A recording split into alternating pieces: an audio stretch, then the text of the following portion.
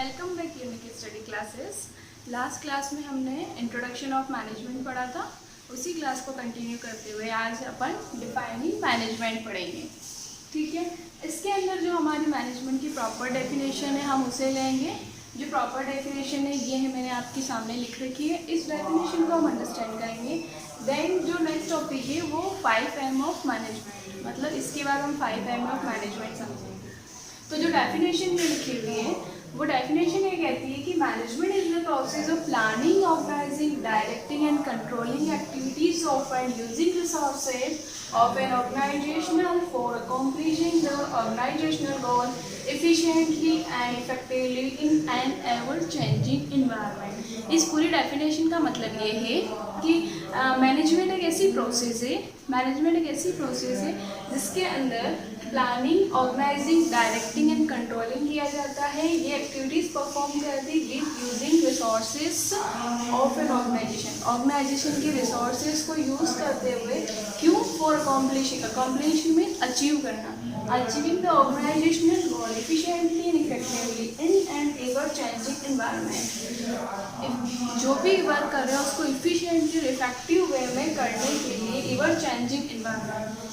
इस इन्वायरमेंट को, मतलब जो भी इन्वायरमेंट चेंज होता है, एवर चेंजिंग मतलब किसी भी सिचुएशन में इन रिसोर्सेज को अच्छे से यूज़ करते हुए करना, ये होता है हमारा मैनेजमेंट। देखो, इसको प्रॉपर वे में हम समझते हैं कि मैनेजमेंट एक ऐसी प्रोसेस है जिसमें हम कुछ प्लान करते हैं, कुछ ऑर्गेनाइज करते हैं, देन डायरेक्टिंग करते हैं एंड कंट्रोलिंग करते हैं सारी एक्टिविटीज़ को यूजिंग रिसोर्सेज मीन्स आपके अंदर मैनेजमेंट के अंदर जो भी रिसोर्सेज है, फिजिकल, फाइनेंशियल रिसोर्सेज, सारे रिसोर्सेज को यूज़ करते हुए अचीव करते हैं ऑर्गेनाइजेशनल गोल को इफ़िशिएंटली और इफेक्टिव मैनर में। अब ये जो वर्ड है इफ़िशिएंटली और इफेक्टिवली, इन दोनों वर्ड को हम लेटर वीडियोज़ में और डिस्कस करेंगे।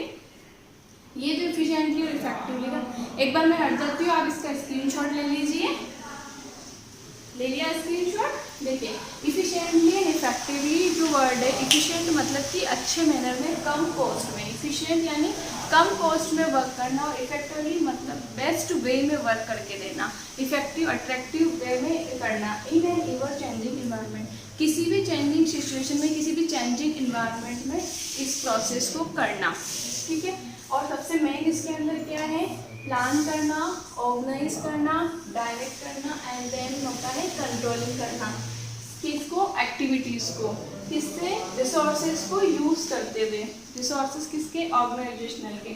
किस लिए? फॉर अचीविंग द ऑर्गेनाइजेशनल गोल, क्योंकि ऑर्गेनाइजेशनल का गोल अचीव करना है, मतलब आपके ऑर्गेनाइजेशन का जो ऑब्जेक्टिव है उसको अचीव करने के लिए आपके पास प्रॉपर रिसोर्सेज है। उन रिसोर्सेज को यूज़ करते हुए हमें इस टाइप से प्लानिंग करनी है, ऑर्गेनाइज करना है, देन डायरेक्टिंग करनी है, देन कंट्रोल करना है।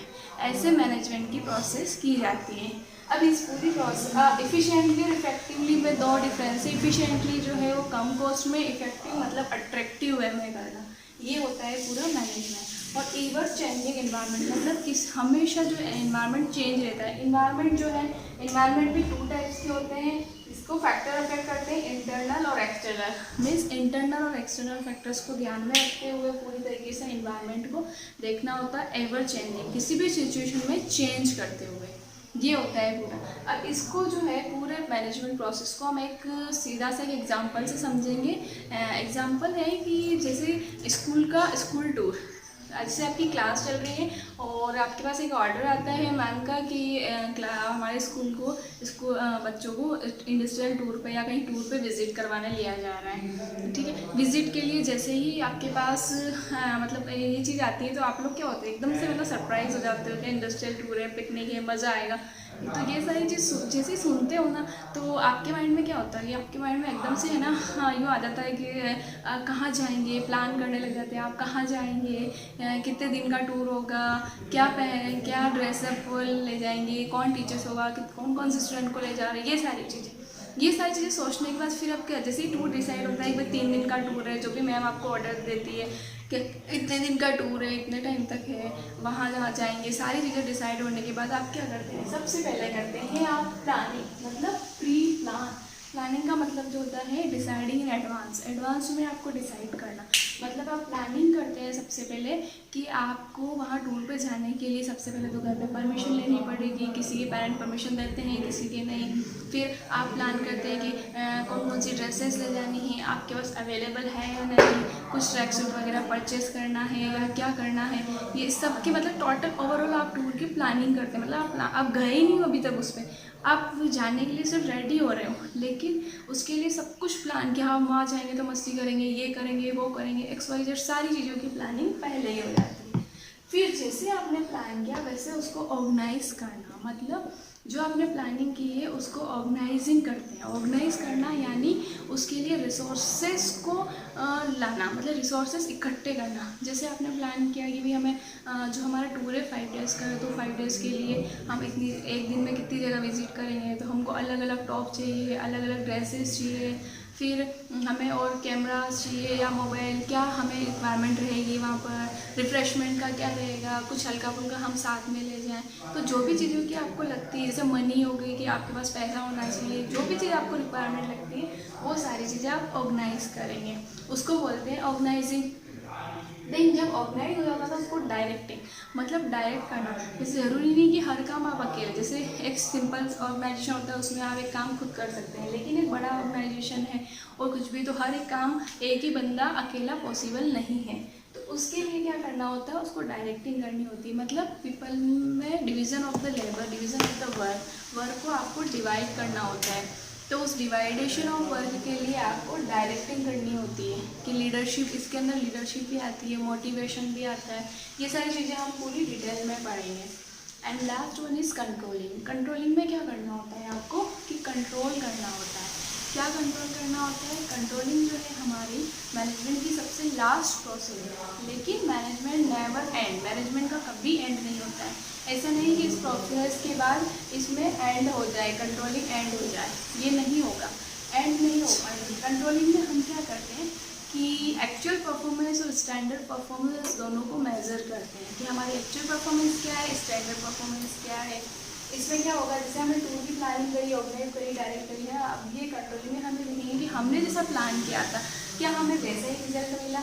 जैसे आपने सब कुछ प्लान किया कि मुझे ये शॉपिंग करनी है, ये सारी चीज़ें, वहाँ विजिट करेंगे, वहाँ पे ये मस्ती करेंगे, वहाँ पे ये करेंगे, वहाँ पे रुकेंगे, ये खाना पीना सब कुछ, लेकिन यहाँ पर आके लास्ट स्टेप जब कंप्लीट हो जाती है, आपकी टूर कंप्लीट हो जाता है, तो आके आप देखते हैं ना कि कुछ ना कुछ कमी रह जाती है, जो आपने सोचा है वैसा नहीं हो पाता। इसका सबसे बेस्ट एग्जांपल है कि फॉर एग्जांपल आप 10th बोर्ड क्लास में हैं और आपने सोचा है कि मेरे 80% बनेंगे, ठीक है, लेकिन 80% का आपका टारगेट है, लेकिन आप जब आपका रिजल्ट आता है एक्चुअल परफॉर्मेंस, तो उस टाइम आपके 75% बनते हैं। तो ये क्या है, इस कंट्रोलिंग में हम ये देखते हैं कि आपने जो स्टैंडर्ड, इसमें होता है एक तो स्टैंडर्ड परफॉर्मेंस, एक होता है एक्चुअल परफॉर्मेंस। स्टैंडर्ड परफॉर्मेंस तो 80% का था, देखिए एक्चुअल परफॉर्मेंस कितना होगा 75, तो 80 माइनस 75, 5% का जो ये डेविएशन क्रिएट हुआ है, ये हमारा कंट्रोलिंग में मेजर होता है कि स्टैंडर्ड परफॉर्मेंस आपकी क्या डिसाइड थी और एक्चुअल में आपको क्या मिला है। तो इसीलिए डेविएशन जो क्रिएट होता है ना कि 5% का ऑर्गेनाइजेशन में, तो इस डेविएशन को वापस रिकवर करने के लिए हम वापस प्लानिंग करते हैं। इसीलिए हम कहते हैं कि management does not never and, कभी भी एंड नहीं होती मैनेजमेंट की प्रोसेस। जैसे ही कंट्रोलिंग होता है तो कंट्रोलिंग में जो डेविएशन आता है इसको वापस रिकवर करने के लिए देन हम वापस प्लानिंग करेंगे, ठीक है। अब ये प्लानिंग, ऑर्गेनाइजिंग, डायरेक्टिंग, कंट्रोल, ये मैंने आपको बहुत शॉर्ट में समझाया है। ये सारे टॉपिक्स के अपने डिटेल में चैप्टर से पूरा सिलेबस है, अच्छे लेंथी चैप्टर्स, इसके अंदर काफ़ी सारे पॉइंट्स हैं, इसको हम डिटेल में और पढ़ेंगे। अभी फ़िलहाल आप पिकनिक के इस एग्जाम्पल से इसको माइंड में याद रखें, ठीक है। तो ये सारी एक्टिविटीज़ हम इन रिसोर्सेज को, ऑर्गेनाइजेशन के रिसोर्सेज को अच्छे से यूज़ करने के लिए, अच्छे से अचीव करने के लिए, इफ़िशिएंटली एंड इफेक्टिव मैनर में एवर चेंजिंग इन्वायरमेंट से हम कर सकते हैं। मतलब एवर चेंजिंग इन्वायरमेंट का मतलब ये है कि किसी भी सिचुएशन में, जैसे कि आपने टूर के लिए सब कुछ सोचा, ठीक है, मैम ने भी पूरा प्लान कर दिया, इतना पैसा लेना है, इतनी फीस लगेगी, इतना टाइम में आप जाके आएंगे, बस वाला ये होगा, इतना रेंट वगैरह, गाइड वगैरह, इंडस्ट्रियल टूर है तो गाइड वगैरह हर चीज़। लेकिन सपोज करो रास्ते में हमारी बस ख़राब हो गई, ठीक है, तो अगर रास्ते में हमारी बस ख़राब हो जाती है तो उसके लिए भी कुछ हो सकता है, कुछ ज़्यादा एक्सपेंसेस हो गया। तो हमने जो प्लानिंग की थी उस प्लानिंग प्लानिंग से हमें थोड़ा हटके, क्योंकि सिचुएशन ही ऐसी आ गई ना, तो सिचुएशन को हैंडल करने के लिए हमें वापस क्या करना है, उससे घबराना नहीं है।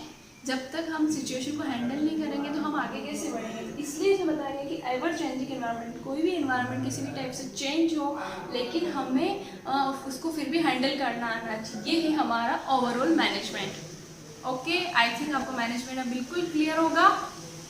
अब नेक्स्ट जो टॉपिक है हमारा वो है अपना 5M of management. 5M of management, M मतलब 5, मैनेजमेंट की ऐसे 5 पार्ट जो सबसे इम्पॉर्टेंट है। सबसे इम्पॉर्टेंट टॉपिक जो मैनेजमेंट का है वो ये 5 है। अब ये 5 में क्या है देखिए, man, method, material, machinery and money. ठीक है, अब देखो मैन है ना, आप बोलेंगे मैन तो मतलब ये मैनेजमेंट की जो इम्पॉर्टेंट है कि अगर मैनेजमेंट कौन करेगा, मैन। जैसे मैनेजर अपन ऐसे समझ सकते हैं इसको कि मैनेजर, तो मैनेजर कौन है, एक मैन है ना। तो 5M में सबसे फर्स्ट है कि मैन।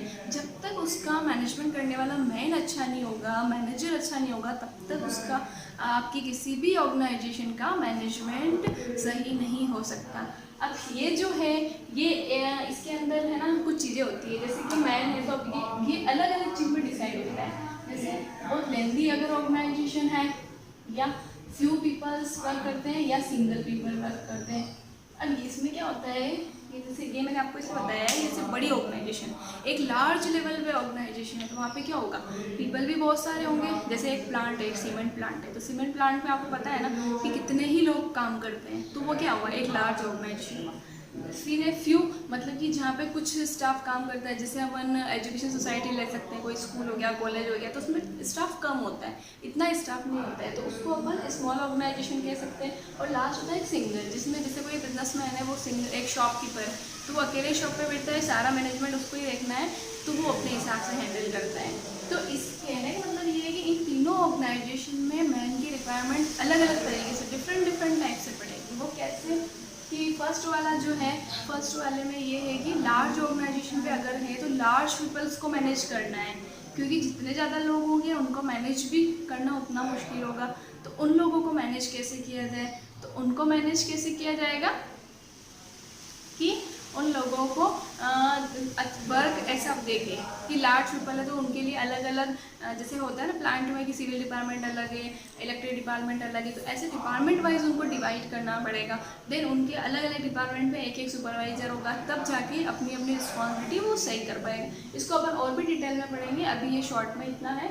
नेक्स्ट अगर फ्यू ऑर्गेनाइजेशन है तो फ्यू ऑर्गेनाइजेशन जैसे कि एक स्टाफ है, जैसे 15-20 स्टाफ है और ऑर्गेनाइजेशन चल रहा है, तो उसमें क्या करना पड़ेगा, उसमें उन लोगों को जो 15-20 का स्टाफ है उन लोगों को बहुत अच्छे से हैंडल करना होगा। मतलब उनमें जो इक्वल डिवीजन ऑफ लेवल करना पड़ेगा सबसे पहले, मतलब वर्क जो है सबको बराबर देना पड़ेगा, किसी के साथ में पार्शलिटी नहीं होनी चाहिए।